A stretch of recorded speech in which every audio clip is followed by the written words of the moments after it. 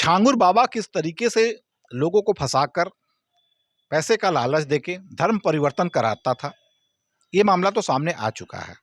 लेकिन इसका नेटवर्क किस तरीके से फैला हुआ है शहर शहर गली गली में, इस पे खुफिया एजेंसियों पुलिस की शायद निगाह गई हो, या हो सकता है न भी गई हो।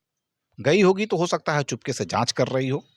लेकिन बनारस में एक जो घटना घटी है, इस पूरे नेटवर्क को लगभग नंगा कर दिया है। अब इसको किस तरीके से उत्तर प्रदेश पुलिस, एसटीएफ या खुफिया एजेंसियां इसका पर्दाफाश करेंगी, लेकिन इसने तमाम सवाल खड़े कर दिए। सवाल ये खड़े कर दिए हैं कि जब भी आपको भी दिखता होगा, शायद आपके मन में सवाल ना आया हो, लेकिन अब आप सोचेंगे तो सवाल आएगा। तमाम आप शहरों में जब रेल मार्ग से जाएंगे तो मुख्य स्टेशन से पहले दोनों तरफ जो दीवारें आपको मिलेंगी, वहां मर्दाना कमजोरी, नपुंसकता, बांझपन, बच्चा न होने का शर्तिया इलाज कराए हुए तमाम विज्ञापन आपको दीवारों पे लिख जाएंगे। कहीं डॉक्टर इकबाल, कहीं डॉक्टर आलम, कहीं डॉक्टर मुसाफिर। इस तरीके से डॉक्टर से मिलिए। उनके पास कोई डिग्री वगैरह नहीं होती, डिग्री का कोई जिक्र नहीं।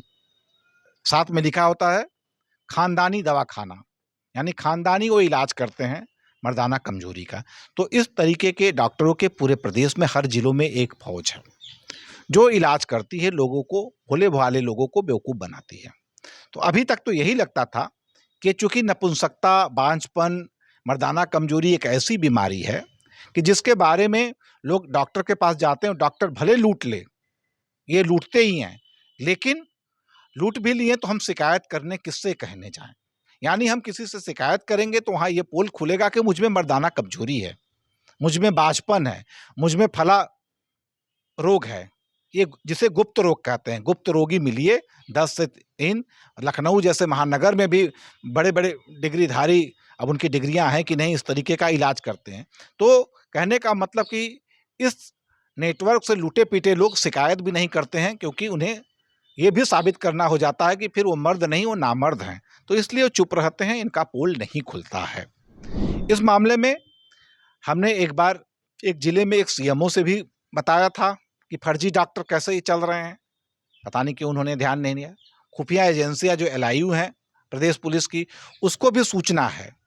मैंने खुद एक बार सूचना दी थी, भदोही जिले में मैंने कुछ नेटवर्क देखा था। उन लोगों ने इसको गंभीरता से नहीं लिया। बहरहाल बात आई और गई। लेकिन सिगरा थाना क्षेत्र वाराणसी में जो घटना घटी है, तमाम सवाल खड़े करती है। घटना इस प्रकार से है, यहाँ एक डॉक्टर नईम सिद्दीकी हैं। इनका भी जिस तरीके से फर्जी दवाखाना हर जिलों में चलता है, उस तरीके से राहत मेडिसिन करके एक दवाखाना चलता है। वो सिर्फ दवा ही नहीं करते हैं, मर्दाना कमजोरी या अन्य चीज़ों की सिर्फ दवा ही नहीं करते हैं, बल्कि वो शर्तिया दवा न असर करेगी तो झाड़ फूक करके आपको बच्चा पैदा कराने का गारंटी लेते हैं। ऐसे में ही एक महिला इनके ग्रिप में आई और महिला के घर वो जाने लगे उसका इलाज करने के लिए। क्या बीमारी थी ईश्वर जाने। लेकिन जब महिला ने कंप्लेन किया तो बड़ा अचंभित घटना आई। वो महिला के घर जाते जाते उसकी बच्ची पे भी नजर डालने लगे।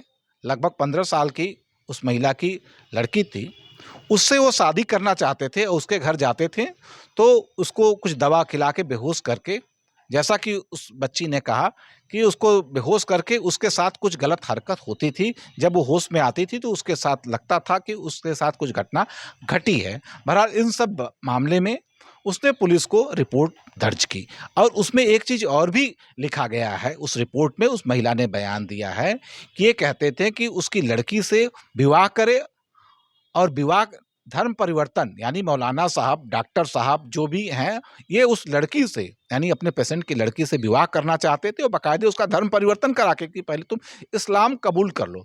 बहरहाल वो पुलिस के हिरासत में हैं, जेल गए हैं, तमाम और चीज़ों पे जांच चल रही है। लेकिन यहाँ बात हम जो बताना चाह रहे हैं कि ये पूरा नेटवर्क है पूरे प्रदेश में। किसी भी जिले में चल जाएं, इस तरीके के राहत दवाखाना, आलम दवाखाना, शाही दवाखाना, खानदानी दवाखाना, इस तरीके के दवाखाने आपको हर जिले में मिलेंगे। चुपचाप वो एक कमरे में बैठे रहते हैं, ऐसे ही लोग वहाँ जाते हैं। अब सामान्य कोई व्यक्ति खाना पीना उसका डाइट कम है, उसको कुछ कमजोरी होती है, मान लीजिए उसमें बच्चे नहीं पैदा कर पा रहा है, इसके तमाम कारण हो सकता है, लेकिन जब वो देखता है, उसको एहसास हो जाता है कि इनके विज्ञापनों को देख के कि उसमें भी कोई मर्दाना कमजोरी तो नहीं आ गई।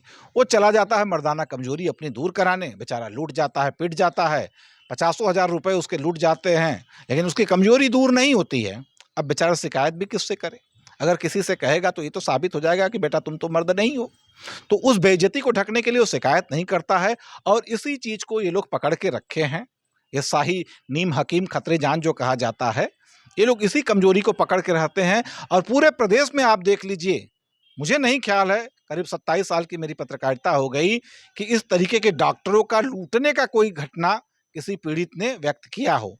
जबकि लूटे जाते हैं, व्यक्तिगत रूप से हमें पता है कि लूटे जाते हैं। ये तो घटना तब आई है सामने, इनका पोल तब खुला है और नेटवर्क आगे और भी खुलेगा जब धर्म परिवर्तन की बात सामने आई है। तो निश्चित रूप से ये एक ही कौम, एक ही बुरादरी, एक ही जगह से जुड़े लोग हैं।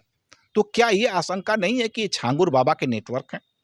क्या इस तरीके से धर्म परिवर्तन नहीं करा रहे हैं? पहले लोगों को बुलाते हैं इलाज करने। जब आदमी, एक मरीज जो होता है, वो मरीज अपना इलाज कराने के लिए किसी भी स्तर पे जा सकता है। वो चाहता है कि मुझे लाभ हो जाए, वो कुछ भी कर लेता है। तो पूरी की आशंका है कि अगर इस नेटवर्क को तलाशा जाए, इसकी जड़ों को देखा जाए कि कहाँ-कहाँ इसके जड़ हैं, किनसे-किनसे जुड़े हैं, तो एक बहुत बड़े नेटवर्क का खुलासा हो सकता है। और ये नेटवर्क के तार हाथरस से आते हैं। इन दवाखानों में जो दवाइयाँ बनती हैं या जितने भी ये डॉक्टर हैं, सब कहीं न कहीं हाथरस से जुड़े हैं, और हाथरस में एक बहुत बड़ा ये नेटवर्क व्यवसाय है। इस तरीके की जड़ी-बूटियाँ बनाता है।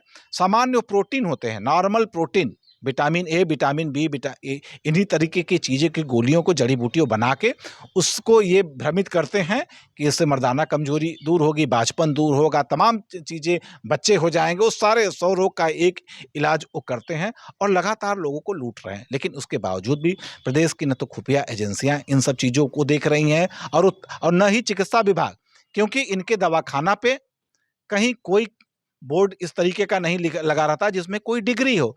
सामान्य हॉस्पिटल आप देख लीजिए ना, हॉस्पिटल में तो चले जाते हैं चिकित्सा विभाग के अधिकारी, उनका जो तमाम रजिस्ट्रेशन पेपर है, वो सब सारी चीज़ों को जांच करने, लेकिन इस नेटवर्क में वो नहीं जाते हैं। क्यों नहीं जाते हैं? क्यों किसी सीएमओ ने आज तक अपने ज़िले में इस तरीके के नीम हकीमों के बारे में कोई छापेमारी नहीं की? क्यों उनके लाइसेंस या उनकी डिग्री की जाँच की गई? ये सब एक बहुत बड़ा सवाल है, और सवाल सिर्फ इस बात का नहीं है, भ्रष्टाचार का ही नहीं है, राष्ट्रीय सुरक्षा की बात है। ये एक अंतर्राष्ट्रीय षड्यंत्र की बात है, क्योंकि छांगुर बाबा का जो नाम आया है, उसमें अंतर्राष्ट्रीय फंडिंग होती है, और जो एक स्लीपर सेल कहा जाता है आतंकवाद का, निश्चित रूप से अगर जांच किया जाए तो कहीं न कहीं छांगुर बाबा की ये जो तमाम फर्जी डॉक्टर हैं, जो मर्दाना कमजोरी का इलाज करते हैं, दरअसल ये स्लीपर सेल हैं। अब ज़िम्मेवारी ये है प्रदेश सरकार की, खुफिया एजेंसियों की, कि इसकी जांच करें और ये डॉक्टर नईम की जड़ों को तलाशें कि जड़ें कहाँ-कहाँ फैली है और किस तरीके से काम कर रही है।